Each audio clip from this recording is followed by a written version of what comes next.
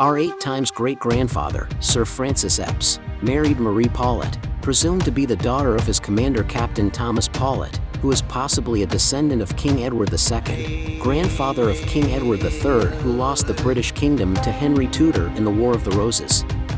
To date, there is no record of the birth of Marie, but she was treated as a daughter by Captain Paulette. It is thought that Francis first came to America around the time his brother William arrived in 1618.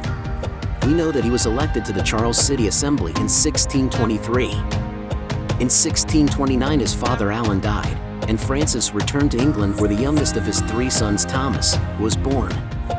Sometime before 1634, when Francis was granted 1,700 acres on the Appomattox River by King Charles, he returned to the colonies aboard the ship Hopewell.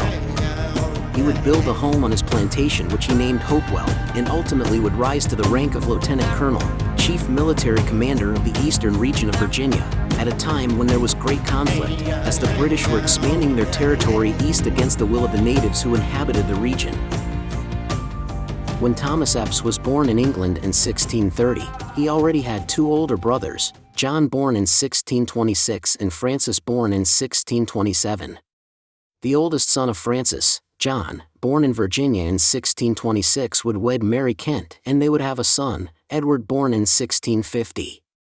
Edward married Mary Green, whose great-grandfather, Peter Green, had risen from the rank of indentured servant to become a man of substantial wealth. Edward and Mary would have 3 sons, Francis, Louis, who was named for his maternal grandfather, Louis Green, and John. In 1710 they also had a daughter they named Susanna, and in 1726 she would marry a man named William Gates, whose family had also been in Virginia since nearly the beginning of the settlement. The house that Susanna and William built shared boundaries with the home of one of Susanna's relatives, Francis Eppes IV, and his wife Sarah Kennan. Francis Eppes IV was the great-grandson of Susanna's great-uncle Francis Eppes II, brother of her grandfather John Eppes. Francis IV and Sarah Kennan had 5 children, the youngest of which was their only daughter Martha. Martha would marry a man named John Wayles, a barrister and slave trader who had immigrated from England. Martha would give birth to twin sons that did not survive, before giving birth to a daughter, also named Martha. The infant would thrive, but the mother Martha would succumb just 2 weeks after giving birth. By the time Martha was an adolescent, her father was a 3-time widower with 4 daughters. He never married again, but he would have more than 10 children with his wedding present, Betty Hemmings. Betty was the daughter of British sea captain named John Hemmings and an African mother named Susanna. After selling Susanna and Betty to Francis Eppes, Captain Hemmings had regrets and offered to purchase them back, but Francis refused. One of the youngest of John and Betty's children was Sally Hemmings, who, as was the case with her siblings, far more Caucasian than she was African. She was said to be beautiful. Did she bear similarities to her half-sister Martha?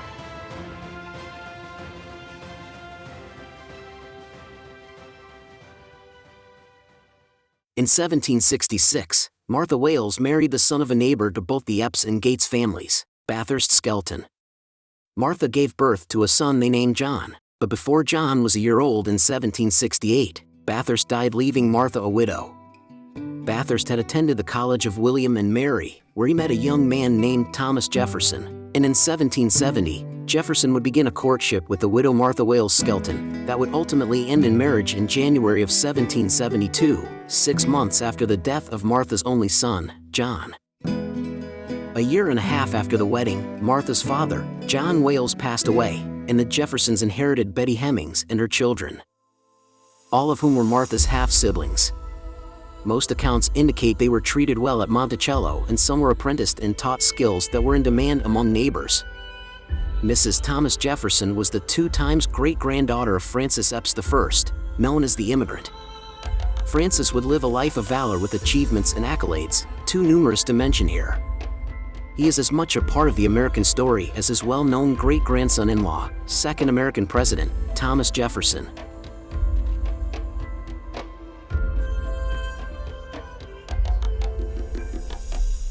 Regardless of their accomplishments, there will always be a cloud over the memory of both of these great men.